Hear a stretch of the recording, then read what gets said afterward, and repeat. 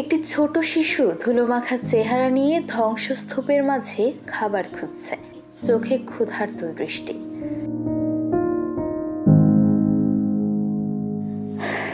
এই শিশুটি যুদ্ধ বোঝে না বিশ্ব রাজনীতি, সে শুধু বোঝে ক্ষুধা। কিন্তু তার খাবার কোথায়? না খেয়ে আর কতদিন থাকতে হবে তা সে জানে না। শরণার্থী শিবিরে দীর্ঘ লাইন। একজন মা তার অসুস্থ শিশুকে কোলে নিয়ে সাহায্যের জন্য অপেক্ষা করছে। গাজায় যুদ্ধ কিছুটা থেমেছে, কিন্তু মানবিক সংকট কি শেষ হয়েছে? না, বরং এটি আরও ভয়াবহ আকার নিচ্ছে। ইউনিসেফ বলেছে, গাজার 85% মানুষ এখন বাস্তুচ্যুত। তাদের মাথার উপর ছাদ নেই, খাবার নেই, নেই বিশুদ্ধ পানি।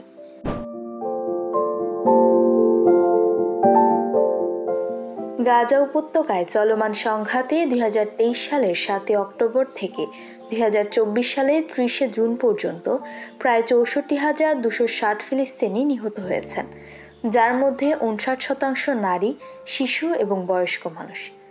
আহতের সংখ্যা 1,08,038 জন ছাড়িয়েছে।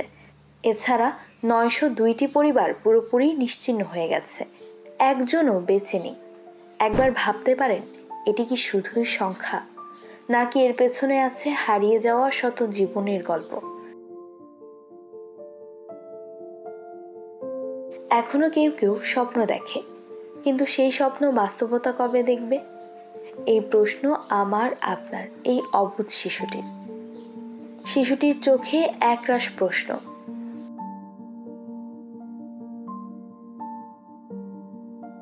গাজায় এখন যুদ্ধের গতি কমলেও মানবিক বিপর্যয় বাড়ছে। আপনি কি মনে করেন, গাজার এই মানবিক বিপর্যয় থামানো সম্ভব? কিন্তু তা কিভাবে? আপনার মতামত দিন। সোশ্যাল মিডিয়ায় মানবিক মত গড়ে তুলুন। আপনার মতামত কমেন্টে জানান।